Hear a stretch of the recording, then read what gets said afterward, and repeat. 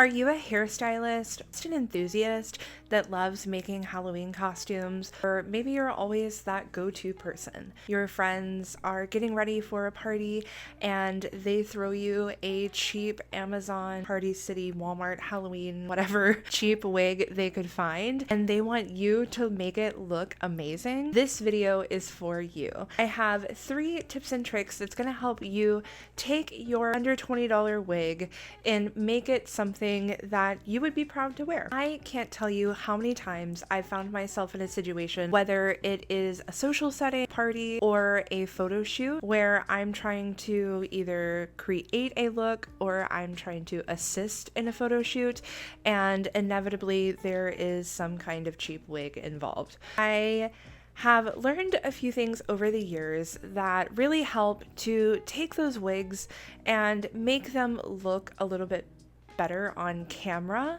even if not in real life. If you're wearing a cheap Party City wig in real life and you're trying to pass it off as a expensive wig, we need to talk, okay? You're not going to. When wearing a costume wig, understand that it's a costume. Nobody is expecting perfection. We can take things that we have in our house already and elevate that wig to be a little more believable. For the last few weeks, we've been talking about getting ready for Halloween. We talked about a brief history in special effects makeup. Last week, we made a prosthetic together, and this week we are going to be taking this wig and making it look a little better for the character design we are going to be revealing on Halloween. So without further ado, let's get started. The 3 main problems I have with cheap wigs are the hairline, the shine/static situation, and how it makes my head look underneath all of that wig. The first thing that we are going to work on with our under $20 Amazon wig is the hairline. I want you to know that not much can really be done about homegirl's hairline. It is hard, okay? It's very plasticky, it's very thick, it's fooling no one, right? The best I can do is take and tweeze a little bit on the parting if I want to see a little bit more of that scalp, because I don't need as much of that hair. I can also pull it. This is just really taking the density out of that hairline. This is a hard plastic rubber. If I take the wig off, you can see inside the wig cap, there's this little U shape right here. That's the hard rubber that is the scalp. That rubber piece is this wide. I have this much parting to play around with. However, because of how it's machine punched through here and it's so dense, it doesn't want to move around a lot. So if I wanted to change that parting, I could wet all of this down and I could resection it out and put clips and blow dry it to make it have a side part or a different part. That's what I can do for the hairline to make it look a little bit more realistic. If I wanted to go for something that was way more realistic looking, I would do a lace front. So a lace front is going to be like, oftentimes, let me fix this. Be right back. A lace front is clearly going to look the most realistic because it's going to mimic how hair comes out of the hairline. So when you have a lace, it looks more translucent, and so you can hand tie those little strands of hairs into it to make a more realistic hairline. However, those are going to be more expensive. So if you are looking to spend $20, it's a hard front for you. If you're looking to spend hundreds of dollars, then a lace front is definitely a viable option for you. The things that I want to think about in context of what we're doing is my costume going to hide the wig?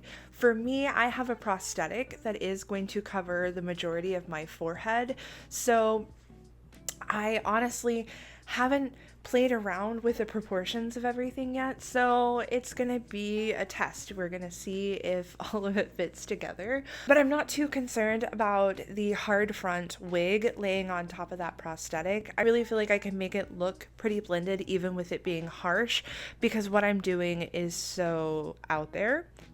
It's not gonna look real and believable anyway. What I'm trying to do is not realism. So another thing I can think about is, can I accessorize? Can I wear a headband? Can I wear a crown, a tiara, something that is gonna sit in front of that wig so that it can hide the front part? And the third and final question I am going to ask myself is, can I leave any natural hair out? Is the color of the wig similar to the color of my model's hair? If the answer is yes, then I can definitely leave some hair out around the hairline and have that wig sit a little bit further back. I can't do that with my hair and this wig, however, because they're two different colors. So it's going to be very obvious the hair that I am leaving out. If I wanted to, I could use like a root touch-up spray or something to temporarily color my natural hair so that it matches more of the wig. That's totally an option to do as well. There are so many different types of wigs out there. It really just depends on what you want, what you're using it for, how long you want to keep it for, and how much you want to invest in it. Some different types of wigs are going to be hard front, lace front, toppers, add-ons. You can get like a little Ariana Grande ponytail. There are U-shaped wigs where it is just like a horseshoe. If you are suffering from alopecia or density loss in the occipital and the nape area, a topper is going to be the opposite of that. So it's going to sit on top of the horseshoe, and this can be for people who are experiencing hair loss on top. The wig industry has advanced leaps and bounds over the last several decades. The technologies that they have now, the different types of lace, the different types of methods that they use to tie the hair, machine punch the hair, all of that, it has just advanced. So if it is something that you are interested in looking into, I would encourage you to find a wig specialist in your area. So for the second problem, shine/static. When we are dealing with synthetic wigs, we're going to have a certain amount of shine because hair is made up of so many different things. There are three parts to the hair. There's the medulla, the cortex, and the cuticle layer. The cuticle layer is the outermost layer. It is scales of keratin overlapped over each other, and depending on how many layers of those cuticles you have is going to allow light to pass through the hair, and that's what makes hair look like hair. Same thing with makeup, right? When we wear something that is super matte, something that is super full coverage, your skin starts to not look like skin at a certain point because there's no translucence to it. It's very opaque. It's not shiny. Those are all the characteristics and aspects of skin. So when you take those away, it doesn't look natural. Same thing with wigs. When you take the hair strand's ability for light to pass through it, it's going to start looking very fake. The cheaper you get with your wigs, the more shine you're going to see because it is going to be more of a synthetic chemical plastic. They're going to be less heat resistant. So when you have any kind of texture or something that you want to smooth out, I don't always recommend reaching for your flat iron, especially one that you cannot control the temperature. When you are going to use an iron on a synthetic wig, make sure that it is at the lowest possible heat setting, and then you can kind of work your way up. But that is something that really will stick to your straightener's plates, and it will live with you forever. Some things I'm going to think about: what is the finished product going to be? Is it something that is going to be very sleek and smooth? Is it something that is going to be a little bit more rough? What is the character portraying? Is there a story? What is the vibe? These are all things that are going to play into what I want the finish of my wig to look like. The other thing that I'm going to think about is, what is my wig made of? Is it synthetic? Is it human? Is it Remy? I'm sure you've heard of all of these terms before, but do you know what they mean? Synthetic clearly is going to be plastic. It's going to be a combination of a lot of different things. Most of the time they're made out of petroleum. When you are getting into a higher price point wig, that's where you're going to start to see more synthetic / human blends, or all human. Remy, what that means, it means the follicle at the top of the hair strand is still attached to the hair. Remy hair is a little bit more expensive. There are different grades of hair, right? Just like with everything in life, there is a spectrum. So you get what you pay for. What I am going to do with this wig is I am going to put a dryer sheet on my hands, and I am going to run it down the length of the wig. I try to be pretty fragrance free in my life, so the dryer sheets I'm using are free and clear. You can use whatever you want to do. I just don't want to end up smelling a strong fragrance the entire time I'm wearing a wig. So that's something to consider as well. And then I'm going to take a brush and I'm going to smooth it out as much as possible. Once I feel like I have it smooth to the best of my ability, I can always hit it with a light hold hairspray or even a hard hold hairspray. But again, thinking about what hairspray is going to do, it's going to add a little bit of shine as well. So if you don't want a very sleek, shiny, smooth finish, then you want to use something like a dry shampoo or a powder, something that is going to like mattify the hair strand and make it to where light is not shining or reflecting off the surface. The third and final tip that I'm going to leave you with is the wig cap / braid down. So prepping your hair for the application of the wig is something that is super important, and it's going to change based off of each person's hairline, their density, as well as what type of wig it is. So when I'm deciding how I want to braid down or what type of wig cap I want to use, I want to think about density. How much hair does this person have? If this person does not have a ton of density, I can just do a slick back with like a low pony, a very, very, very tiny little wraparound braid that I'm just pinning. I can also do flat pin curls with bobby pins and then put that wig cap over it.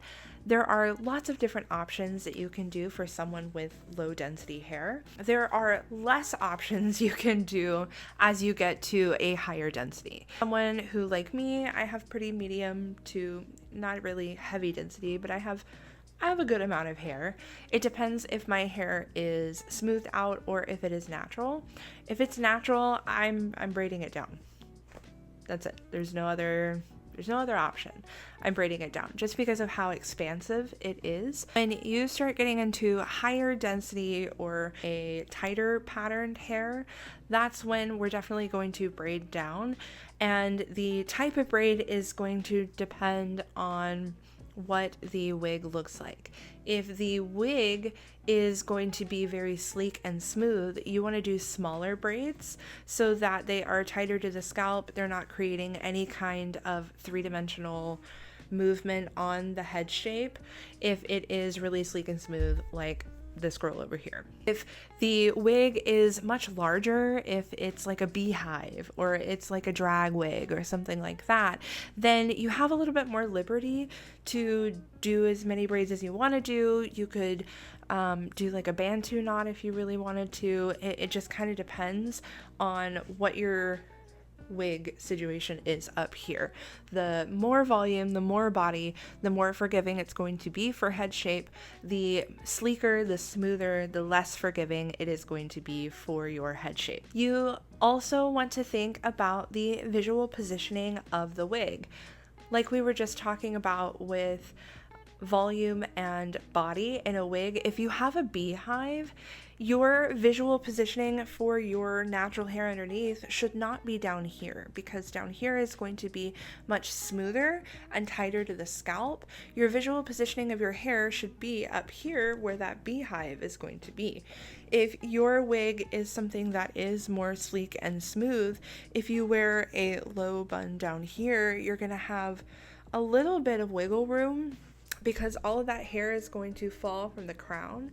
So you can keep it really, really tight to your nape, and you have a little bit more room to play around with that visual positioning, but you really want to kind of distribute it as much as you can evenly around the whole head shape, whether that is a pin curl or a braid. There are a couple of different types of wig cap styles. There's nylon, like pantyhose, and there are fishnets. There are nudes and different colors. If you're wearing a lace front wig, you're going to want a nylon cap, because that nylon cap, you're going to want to pull it down over your natural hairline. You want to glue it down, and then you're going to use a razor, and you're going to basically create a see-through bald cap, because that lace front is going to sit on top of that nylon, and that's what's going to make it look the most natural. If you're wearing a hard front wig, it really truly doesn't matter what type of wig cap you use. I do like to use a fishnet when I am trying to secure things like bobby pins, like microphones, like whatever. Being in theater, being in haunted houses, I've had to hide a lot of things in wigs. So the fishnet allows for more of a securing, thinking about those different options and what's best for you and your design and your character and your needs. Thank you guys for hanging out with me. I hope you learned a little bit about wigs, wig types, wig caps. We learned how to take shine and static out of wigs, and how to make a cheap wig look a little bit more realistic for whatever your needs may be. Come back for our next video on Halloween, where we are putting all of these things together. We're putting the prosthetic, we're putting the wig, we're putting the costume, we're putting it all together, and I'm going to show you the finished result, and I'm very excited for it. I hope to see you next time. Next month in November, we are going to be going over State Board. I'm really excited to be bringing that information to you. It's one of my favorite subjects to teach. It's one of the things that I love teaching in cosmetology school. So I'm really excited to bring that to you. I hope it's helpful for you, and I hope you have a great and wonderful day, and I'll see you next time. Bye.